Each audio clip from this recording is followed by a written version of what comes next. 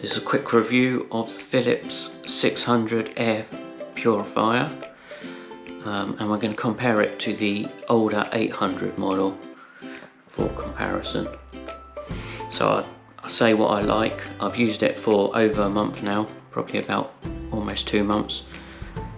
I'll tell you what I like about it, what I don't like about it, and then give you the differences between the two models, and then you can decide which one's best for you. So from a price point of view, there's not much difference between the two.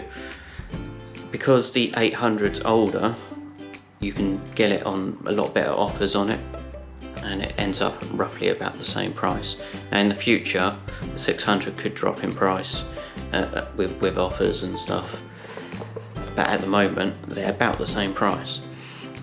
So there is a slight size difference, as you can see, but not as much as you would think. So if we put them closer together, you can see it's not massive, just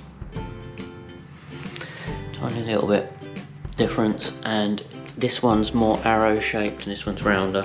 You can see it's slightly bigger on the curve. You might not be able to see that on the video, but it's slightly bigger, but really there's not much into it. So differences on the two models, they both do the same size room. The 600 takes a little bit longer. I don't think that's a big deal in purifying the room. The time difference is not really much.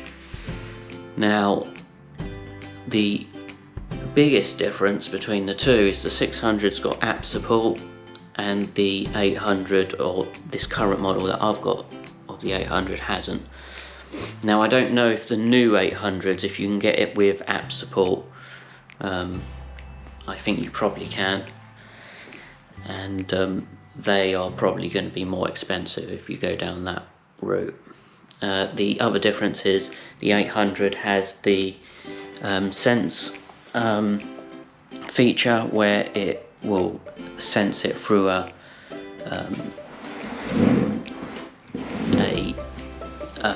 sort of sensor in the back, particle sensor, and then that will speed it up or slow it down depending on how much it needs to clean the air. So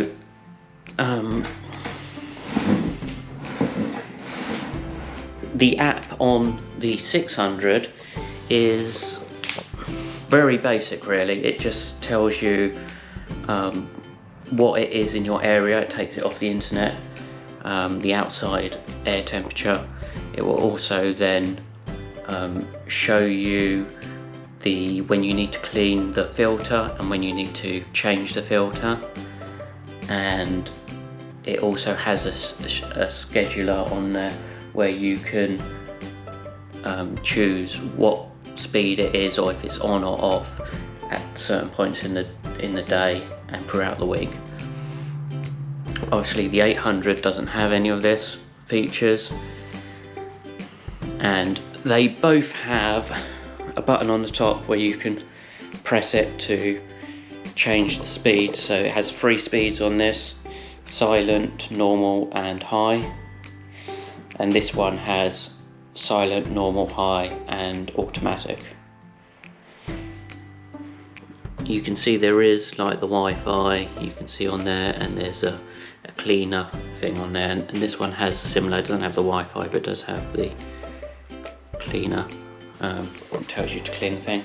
The difference in this one, it has this outer ring, and this ring will change colour. This relates to the sensor, and it will tell you how clean the air is. So it starts off blue, what's good, and it goes all the way to red, that's bad, but it will ramp up as well if you've got it on the automatic setting. So not really much differences. This one's got a slightly smaller filter inside. It has a different power button. One's like a rocker on the 800, and it's a like clicky switch on the 600, but outside of that, there's very little difference at all. I would say, for me, I would just stick with the 800. I don't think the size is much difference. The app is, for me at least, I don't really see the point of the app. These use so little watts. I think this is 18 watts and this is 12 watts. And I just leave this on 24/7 on the automatic mode. And you know, we're talking about so little in power that you can just keep it on and it'll clean the air. By this one, if you had to use the app to plan when you're going to turn it on, you would have to sort of like say, oh well, I'm coming home from work at a certain time, half an hour before it ramps up to full, then it goes to low to once we believe like half an hour might have cleaned the room. What's all sort of unnecessary when you could just have a sensor like this one's got, where it's just, you know, you turn it on, you leave it on. If it needs to clean the air, it will ramp up. If the air's pretty clean, it will stay in a silent mode. It just seems the best. Now, if you really want the app support, I believe this one has got the newer versions of it. You can get the one with the app support, and that's the one I would get. I would just make sure that the new ones have got the sensor on there. I haven't checked myself, but if it hasn't got the sensor, then it's not worth doing. If it has got the sensor and it's got the app support, that will be the best model of these smaller Philips models. But from a cleaning air point of view, they both do the same.